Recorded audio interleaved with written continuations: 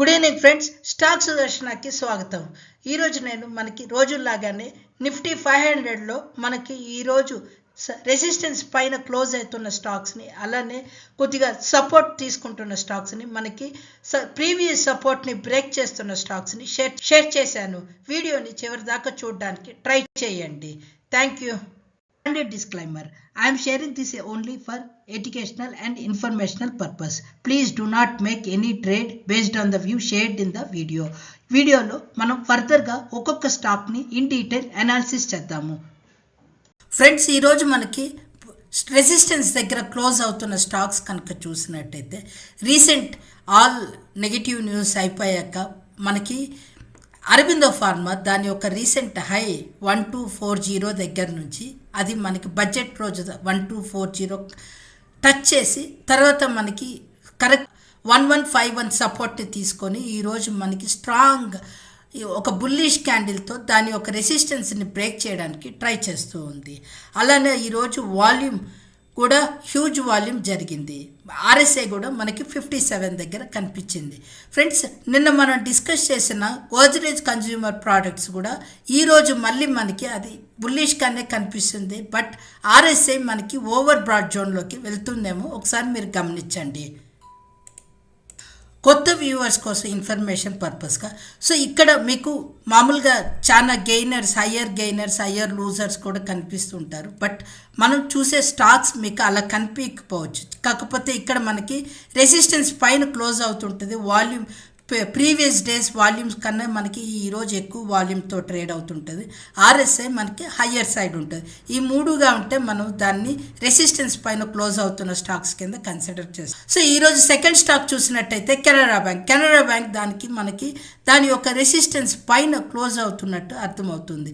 ఈ స్టాక్ కనుక చూసినట్టయితే మనకి రీసెంట్గా 148 నుంచి లాస్ట్ కొద్ది వారంగా మనకి ఇది హయ్యర్ సైడ్ క్లోజ్ అవుతూ దాని యొక్క రెసిస్టెన్స్ని ప్రీవియస్ రెసిస్టెన్స్ని టచ్ చేసి ఈరోజు దానిపైన క్లోజ్ అవ్వడానికి ట్రై చేసింది.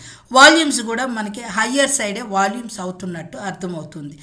మేబీ డెలివరీ వాల్యూమ్ కూడా జరుగుతున్నట్టు అర్థమవుతూ ఉంది. ఆర్ఎస్ఐ కూడా మనకి కొంచెం కాషియస్ లెవెల్లో ఉంది. ఇన్ కేస్ అది కొంచెం తగ్గితే మళ్ళీ మనకి ఇది బెస్ట్ ఎంట్రీ అవుతుంది అనేది చూసుకోవచ్చు. సో మన ఈరోజు థర్డ్ స్టాక్ చూసినట్టయితే సుందరం ఫినాన్స్ లిమిటెడ్. ఈ స్టాక్ కనుక గమనించినట్టయితే మనకి దాని యొక్క రీసెంట్ సపోర్ట్ 5166 నుంచి అది హయ్యర్ సైడ్ ఫామ్ అవుతూ ఈరోజు దాని యొక్క ప్రీవియస్ రెసిస్టెన్స్ని బ్రేక్ చేసి 5500 దగ్గర నియర్గా క్లోజ్ అయ్యింది. సో ప్రాబబ్లీ టుమారో మనం ఈ స్టాక్ ఎలా మూవ్ అవుతుంది అనేది ఒకసారి గమనించవచ్చు. మనకి వాల్యూమ్ కూడా ఎక్కువ వాల్యూమ్స్తో అవుతున్నట్టు తెలుస్తూ ఉంది. ఆర్ఎస్ఐ 59 దగ్గరగా కనిపిస్తూ ఉంది. ఇది మనకి థర్డ్ స్టాక్గా కనిపిస్తుంది.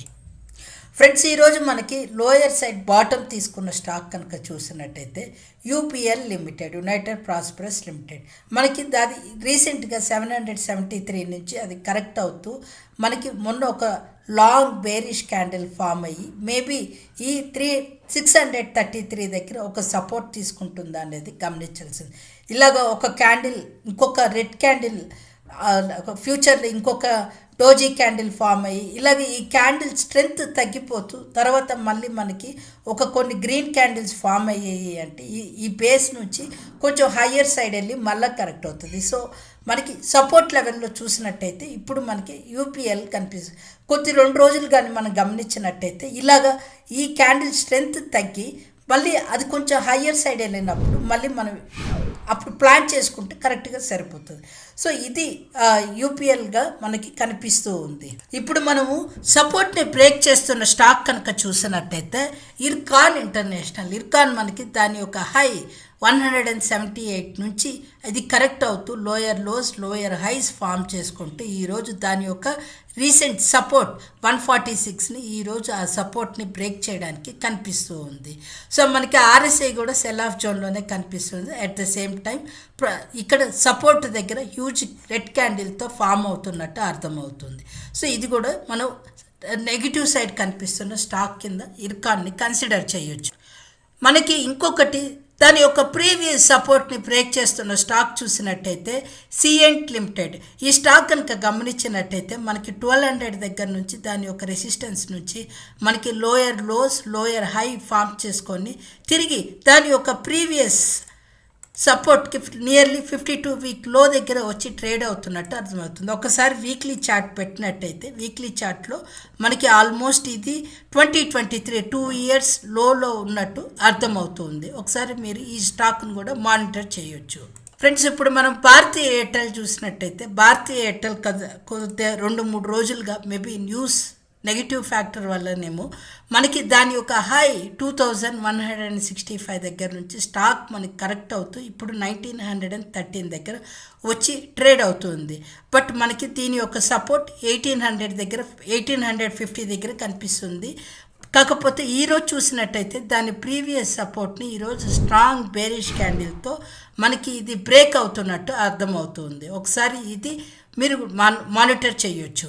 మీరు ఫండమెంటల్గా థింక్ చేస్తే ఈ స్టాక్ పైన నుంచి నియర్లీ 10% దాకా కరెక్ట్ అయ్యింది.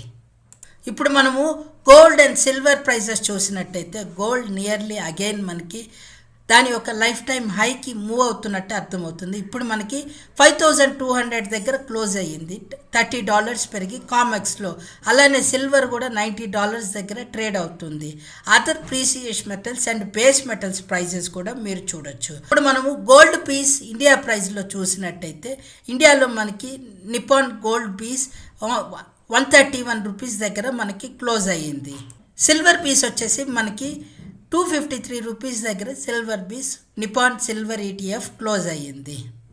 ఇది సిల్వర్ అండ్ గోల్డ్ ఒక స్నాప్షాట్. ఈరోజు మనం ఫ్యూచర్స్లో లాంగ్స్ షార్ట్స్ ఎక్కడ బిల్డప్ అవుతున్నాయో ఒకసారి చూసినట్టయితే నిన్న మనం వీడియో చేసేటప్పుడు ఒకసారి మనం మాట్లాడుకున్నాము.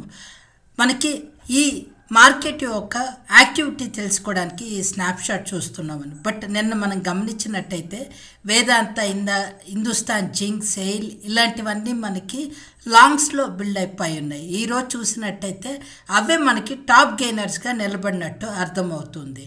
సో ఈరోజు మనకి అదర్ స్టాక్స్ కనుక చూసినట్టయితే like apart from metals other stocks కనుక చూసినట్టయితే బంధన్ బ్యాంక్లో మనకి హ్యూజ్ వాల్యూమ్ మల్టిపుల్తో లాంగ్స్ బిల్డ్ అయ్యాయి. అలానే Federal Bank, Ashok Leyland volume మల్టిపుల్స్తో బాగా ఎక్కువ బిల్డ్ అవుతున్నాయి ఈ లాంగ్స్. ఒకసారి అంటే మనకి ఈ స్టాక్స్ మీద మల్టిపుల్ టైమ్స్ అంటే లాంగ్స్ ఎక్కువగా బిల్డ్ అవుతున్నాయి అని చెప్పి ఒక అర్థం వాల్యూమ్ మల్టిపుల్ అంటే. సో తర్వాత వచ్చేసి కోల్ ఇండియా, తర్వాత అశోక్ లేలాండ్, మనకి Bank of Baroda, Bank of India, BHELలో ఎక్కువ లాంగ్స్ బిల్డ్ అవుతున్నాయి. అదే షార్ట్స్ ఎక్కడ బిల్డ్ అవుతున్నాయో చూసినట్టయితే Waaree Energies, Premier Energies, because US news వల్ల ఈ స్టాక్స్ పడినట్టే అనిపిస్తుంది. మళ్ళీ మనకి ఎక్కడ బిల్డ్ అవుతున్నాయి అంటే Manappuram gold, Hindustan petroleum, Indus towers, Reliance యాక్చువల్గా నిన్న లాంగ్స్లో ఉన్నింది. నేను చాలా రోజుల తర్వాత నిన్న లాంగ్స్లోకి వచ్చింది అని చెప్పి అనుకున్నాను. బట్ ఈరోజు మనకి హయ్యర్ సైడ్ 2% కరెక్షన్తో మనకి ఈరోజు షార్ట్స్లో బిల్డ్ అయ్యి ఉంది. అది SBI అని కూడా చాలా రోజుల తర్వాత ఆల్మోస్ట్ మనకి క్వార్టర్లీ రిజల్ట్స్ తర్వాత ఫస్ట్ టైం ఈరోజే మనకి షార్ట్స్లోకి ఆ స్టాక్ కనిపిస్తున్నట్టు అర్థమవుతుంది. తర్వాత ఎటర్నల్, మళ్ళీ వచ్చేసి యూనియన్ బ్యాంక్, ITC, RVNL ఇలాంటి స్టాక్స్లో మనకి ఎక్కువ షార్ట్స్ బిల్డ్ అవుతున్నాయి. అదే షార్ట్ కవరింగ్ ఎక్కడ జరుగుతుంది అంటే మనకి నేషనల్ అల్యూమినియం, టాటా పవర్, NBCCలో తెలుస్తుంది. లాంగ్స్ ఎక్కడ అన్వైండ్ అవుతున్నాయి అంటే RECలో ఎక్కువ లాంగ్స్ అన్వైండ్. ఇది మీరు ఒక స్నాప్షాట్గా మార్కెట్ యాక్టివిటీ, ఫ్యూచర్స్లో మార్కెట్ యాక్టివిటీయే మనకి రేపు క్యాష్లో కూడా మోర్ ఆఫ్ ఆ ట్రెండే కనిపిస్తూ ఉంటుంది. ఆ ట్రెండ్ని కనుక్కోవడం కోసంగా నేను మీకు ఈ డేటాని షేర్ చేస్తున్నాను. ఈ వీడియో మీకు నచ్చినట్టయితే please do like, share and subscribe to our channel. Please also give a comment in the comment section. It really encourages us. Thank you.